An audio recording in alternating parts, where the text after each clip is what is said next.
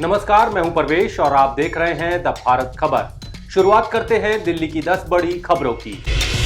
दिल्ली सिख गुरुद्वारा प्रबंधक कमेटी का चुनाव आज। कुल 46 वार्डों में हो रहे इस चुनाव में 6 धार्मिक पार्टियों के 312 उम्मीदवार मैदान में।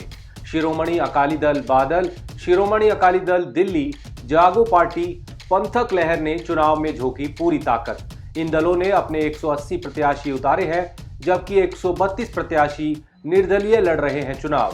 25 अगस्त को आएंगे चुनाव के नतीजे। दिल्ली वालों को कोरोना से बड़ी राहत। राजधानी में कोरोना संक्रमण से एक भी मौत नहीं। पिछले 24 घंटे में 59,000 से ज्यादा टेस्ट करने के बाद मिले कोरोना संक्रमण के महज 19 नए मामले। 48 लोग कोरोना से ठीक होकर घर लौटे। राजधानी में अब एक्टिव केसों की संख्या 430। होम आइसोलेशन में है 132 मरीज। फिलहाल पॉजिटिविटी रेट 0.03% पर पहुंचा। दिल्ली में आज से सामान्य तौर पर खुले रहेंगे बाजार। राजधानी दिल्ली में कोरोना वायरस के नए मामलों में कमी को देखते हुए केजरीवाल सरकार ने हटाए सभी प्रतिबंध। दिल्ली में कोरोना नियमों के तहत सभी तरह की दुकानें, बाजारों, शॉपिंग कॉम्प्लेक्स, मॉल को बंद करने के लिए रात 8 बजे तक की थी समय सीमा। त्योहारों को देखते हुए दिल्ली के अलग अलग बाजारों से उठ रही थी दुकानों के खोलने की समय सीमा बढ़ाने की मांग। दिल्ली में कोचिंग सेंटर नहीं खोले जाने से संचालकों में बड़ी नाराजगी। डीडीएमए और सीएम केजरीवाल से फिर लगाई अनलॉक की गुहार। जल्द कोई फैसला नहीं लेने पर प्रदर्शन करने की दी चेतावनी। लॉकडाउन की सबसे लंबी मार झेल रहे हैं कोचिंग सेंटर संचालक। छात्रों को भी पढ़ाई का हो रहा है भारी नुकसान। कहा, जब सब कुछ खुल चुका है तो कोचिंग सेंटर क्यों नहीं खोल रही दिल्ली सरकार।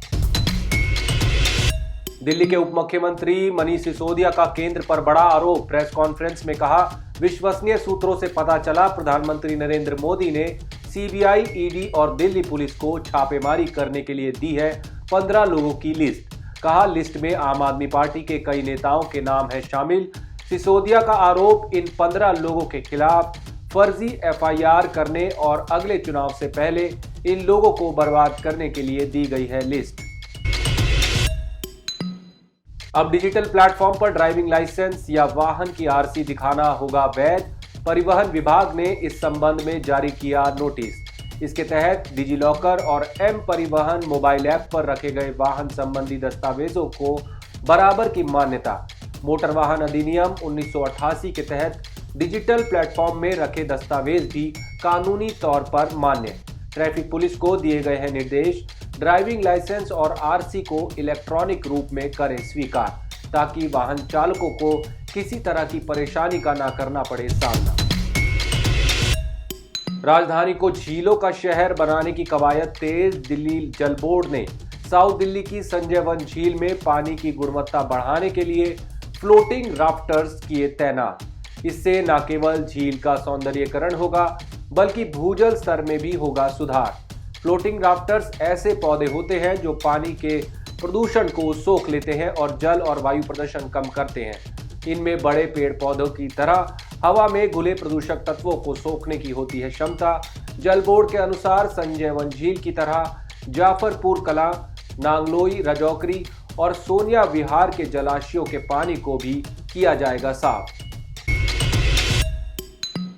एम्स में नर्सिंग समेत दूसरे कर्मचारियों ने अगस्त के आखिर में हड़ताल की दी चेतावनी। हड़ताल में एम्स के अधिकारी भी होंगे शामिल।